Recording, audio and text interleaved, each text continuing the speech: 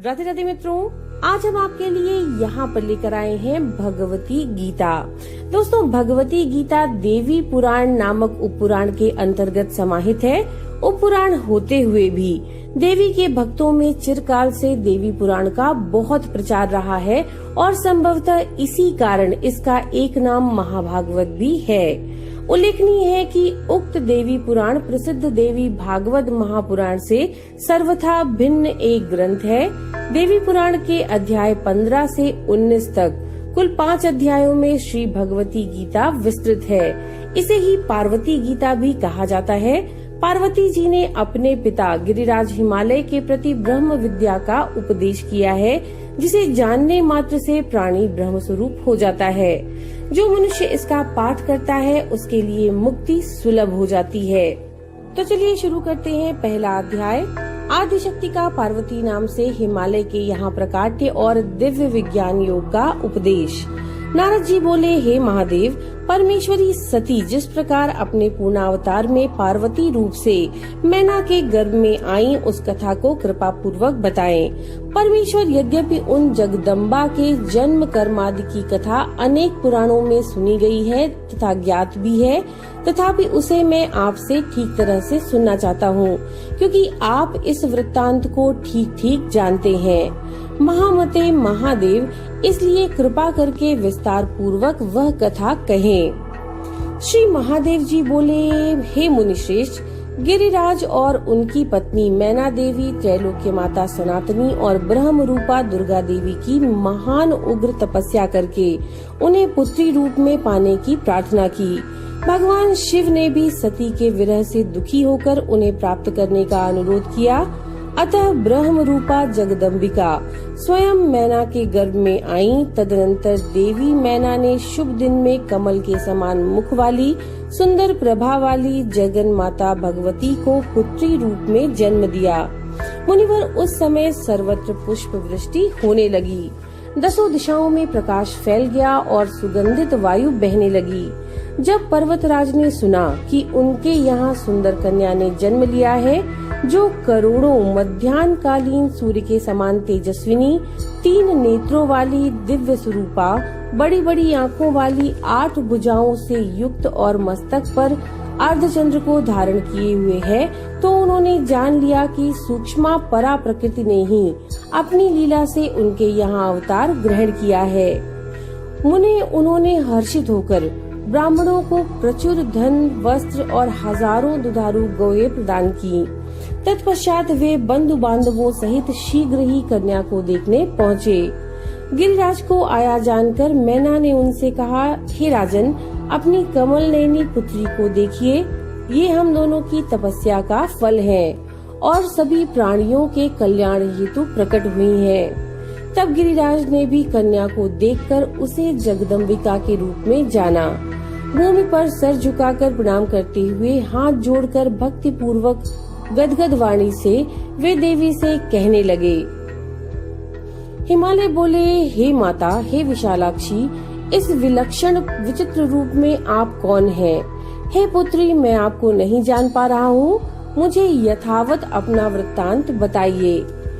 श्री देवी बोली, परमेश्वर शिव की आश्रिता, मुझे पराशक्ति समझो। मैं सारी सृष्टि का संचालन करती हूँ तथा शाश्वत ज्ञान और ऐश्वर्य की मूर्ति हूँ। मैं ही ब्रह्मा, विष्णु और महेश आदि की जन्मदात्री हूँ और सृष्टि स्थिति विनाश का विधान करने वाली मुक्तिदायिनी जगदम्बिका हूँ। मैं सबकी अंतरात्मा के रूप में स्थित हूँ और संसार समुद्र से उद्धार करने वाली हूँ। मुझे नित्यानंदमयी ब्रह्म रूपा नित्या महेश्वरी समझो। तात, तुम दोनों की तपस्या से संतुष्ट होकर मैंने अपनी लीला से तुम्हारी पुत्री बनकर तुम्हारे घर में जन्म लिया। तुम बहुत ही भाग्यशाली हो। ये सुनकर के हिमालय बोले, हे माता, आपने नित्या होकर भी कृपा पूर्वक मेरे घर में पुत्री रूप में जन्म लिया है। ये मेरे अनेक जन्मों में किए पुण्यों का ही फल है तथा इसे मैं अपना सौभाग्य मानता हूँ। मैंने आपका यह रूप देख लिया। अब आप परात्पर भगवती का दिव्य शिव प्रिया रूप मुझे कृपा पूर्वक शीघ्र ही दिखाएं। हे विश्वेश्वरी, आपको नमस्कार है। श्री देवी बोली, पिताजी, मैं आपको दिव्य चक्षु प्रदान करती हूँ, जिससे मेरे ऐश्वर्यशाली रूप के दर्शन करके आप अपने हृदय का संशय मिटा लीजिए और मुझे ही सर्वदेवमयी समझिए।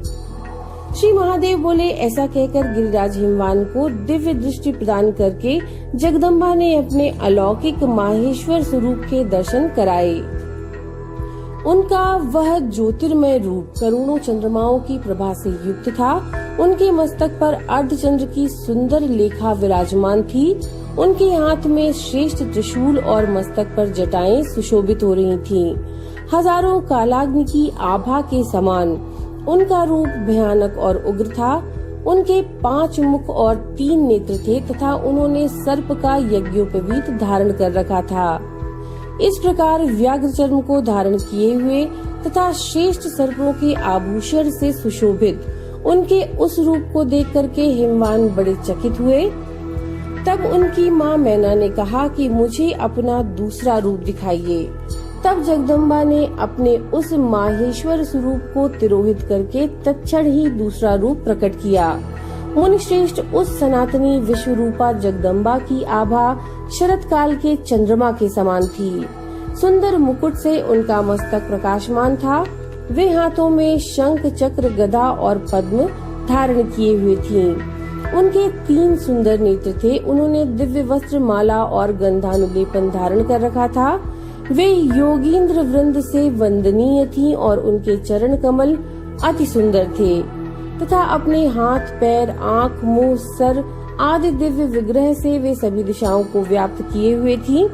इस प्रकार के परम अद्भुत उस रूप को देख करके हिमवान ने अपनी कन्या को पुनः प्रणाम किया और विस्मय पूर्ण विकसित नेत्रों से उन्हें देखते हुए वे बोले, हिमालय बोले, माता, आपका ये श्रेष्ठ रूप भी परम ऐश्वर्य से संपन्न है, जिसे देखकर मैं चकित हूँ। मुझे तो कोई अन्य ही रूप दिखाइए। परमेश्वरी, आप जिसकी आश्रय हैं, वह व्यक्ति निश्चय ही अशोची और धन्य है। माँ, कृपा पूर्वक मुझ पर अनुग्रह करें, आपको बारंबार नमस्कार है। श्री महादेव जी बोले, अपने पिता पर्वतराज के द्वारा ऐसा कहने पर जगदम्बा पार्वती ने अपने उस रूप को भी समेटकर एक दिव्य रूप धारण किया। नीलकमल के समान सुंदर श्याम वर्ण एवं वनमाला से विभूषित उस रूप की चारों भुजाओं में शंख, चक्र, गदा और पद्म सुशोभित थे। उनके उस रूप को देखकर शैलराज हाथ जोड़कर अत्यंत हर्ष पूर्वक ब्रह्मा, विष्णु तथा शिव स्वरूपा सर्वदेवमयी उन आदिशक्ति जगदम्बा का इस स्रोत से स्तवन करने लगे। हिमालय बोले, हे माता, आप प्रसन्न हो। आप परम शक्ति हैं, आप में सब कुछ सन्निहित है। आप ही इस चराचर जगत की अधिष्ठात्री और परम आश्रय हैं। हे देवी, आप ही सब कुछ है। इस त्रिभुवन में आपके अतिरिक्त अन्य कोई तत्व विद्यमान नहीं है। आप ही ब्रह्मा, विष्णु और महेश हैं और आप ही पराशक्ति हैं। आप अचिंत लीला का वर्णन आपकी भला मैं कैसे करूं, जिसका ब्रह्मादि भी पार नहीं पा सकते। हे विश्वेश्वरी, आप ही स्वाहार रूप से सब देवताओं की तृप्तिकारिका, स्वधार रूप से पितरों की तृप्ति का कारण और महादेव प्रिया हैं। आप ही हव्य और कव्य हैं। आप ही नियम, यज्ञ, तप और दक्षिणा हैं। आप ही स्वर्गादि लोकों को प्रदान करने वाली हैं तथा समस्त कर्मों का फल प्रदान करने में आप ही समर्थ हैं। हे महादेवी, आपको प्रणाम है। माता, जिस आपके पर से भी परतर सूक्ष्मतम रूप का योगीजन शुद्ध ब्रह्म के रूप में वर्णन करते हैं, शिवे, वह आपका मोहक रूप मन और वाणी के लिए अगम्य और त्रैलोक्य का मूल कारण है। हे वरदायिनी भगवती, मैं आपको भक्ति पूर्वक प्रणाम करता हूँ। हे विश्वेश्वरी, मेरी रक्षा करें। जगदम्बे, आप सहस्त्रों उदीयमान सूर्यों के समान आभा वाली, 8 भुजाओं से युक्त विशाल नेत्रों वाली एवं मस्तक पर चंद्र रेखा से सुशोभित है तथा आप कल्याणकारिणी ने लीला पूर्वक स्वयं ही मेरे घर में जन्म लिया है। उदीयमान करोड़ों चंद्रमाओं की शीतल कांति से युक्त नैनों वाली त्रिनेत्रा बाल स्वरूपा आप भगवती जगन माता को मैं भक्ति पूर्वक प्रणाम करता हूँ। आप प्रसन्न हो। हे शिवे, आपका रूप चांदी के पर्वत की कांति के समान उज्जवल है। आप सर्पराज का सुंदर आभूषण धारण किए हैं। दुर्जनों के लिए भय उत्पन्न करने वाले 5 मुख कमलों और भयानक 3 नयनों से आप सुशोभित है। अर्धचंद्र सहित जटाजूट को अपने मस्तक पर धारण कर रखा है। हे शरणदात्री, हे विश्वजननी, आपको भक्ति पूर्वक मैं प्रणाम करता हूँ। अंबिके, आप प्रसन्न हो। भवानी, कोटि शरद चंद्र के समान उज्जवल रूप और दिव्य वस्त्राभरणों से आप सुशोभित है। आपका जगन मोहन रूप 4 दिव्य भुजाओं से युक्त है। ब्रह्मादि समस्त देवगण आपकी स्तुति करते हैं। हे माता, आपके चरण कमलों में मैं भक्ति पूर्वक प्रणाम करता हूँ। आप प्रसन्न हो। दुर्गे, जलधर की आभा युक्त नवीन और खिले हुए कमल के समान उज्जवल नेत्र वाला आपका रूप अपनी कांति से विश्व को विमोहित करने वाला है। आपके मुख पर मुस्कान सुशोभित है। आपके गले में वनमाला और अंगों पर रत्न जटित अंगद आदि आभूषण सुशोभित हो रहे हैं। जगत का उद्धार करने वाली देवी, मैं आपको भक्ति पूर्वक प्रणाम करता हूँ। हे अंबिके, कृपा करके अब आप प्रसन्न हो।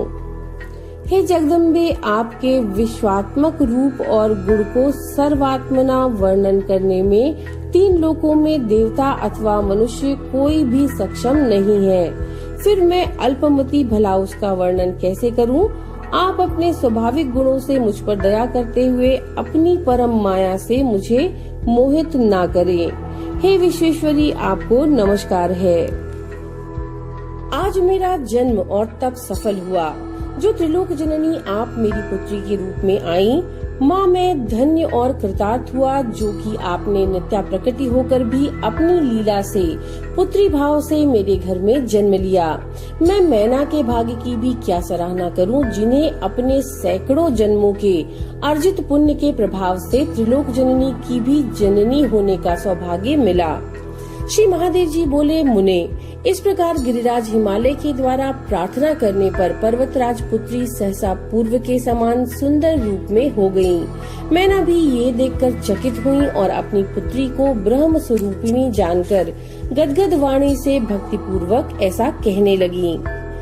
मैना बोली, माता जगदम्बिका, मैं ना तो आपकी स्तुति ही जानती हूँ और ना ही भक्ति, फिर भी आप अपने करुणामय स्वभाव के कारण मुझ पर कृपा करती रहें।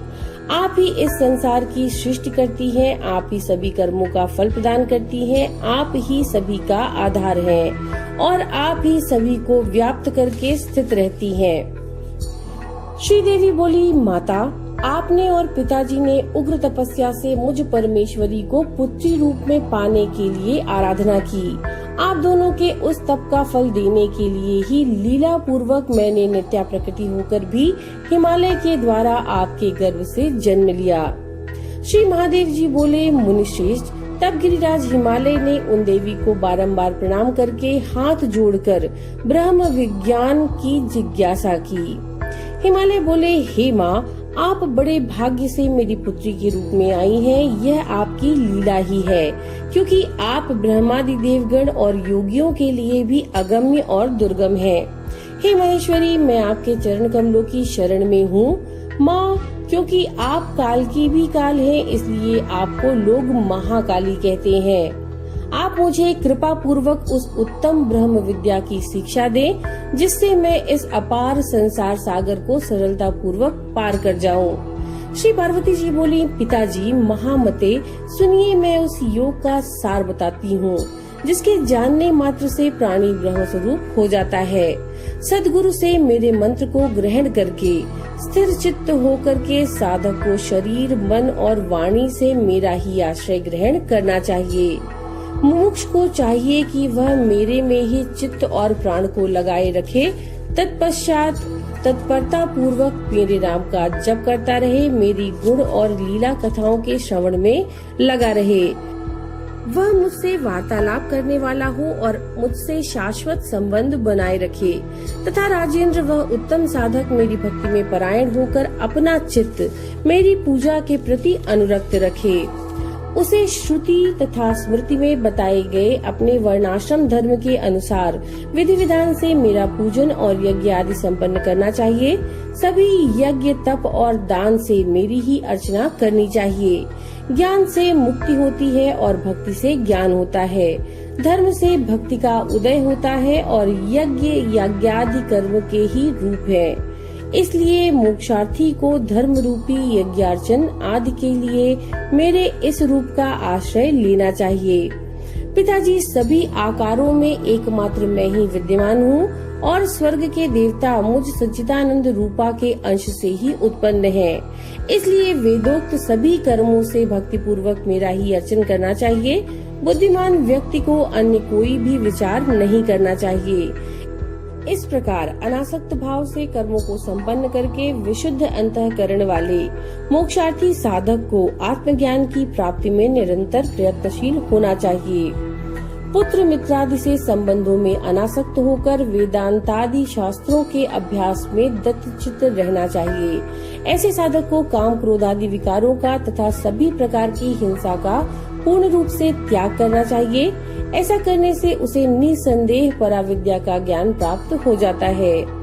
महाराज, जब इस आत्मा की प्रत्यक्षानुभूति होती है उसी क्षण मुक्ति हो जाती है। यह निश्चित सत्य की बात मैं आपके लिए बता रही हूँ। किंतु पिताजी, मेरी भक्ति से विमुख प्राणियों के लिए ये प्रत्यक्षानुभूति अत्यंत दुर्लभ है। इसीलिए मोक्ष साधकों को यत्न पूर्वक मेरी भक्ति में ही संलग्न रहना चाहिए। हे महाराज, आप भी मेरे बताए अनुसार करेंगे तो संसार के सभी दुखों से कभी भी बाधित नहीं होंगे। इति श्री देवी पुराणे भगवती गीतायां श्री पार्वती हिमालय संवादे प्रथमो अध्याय। नमो नारायण।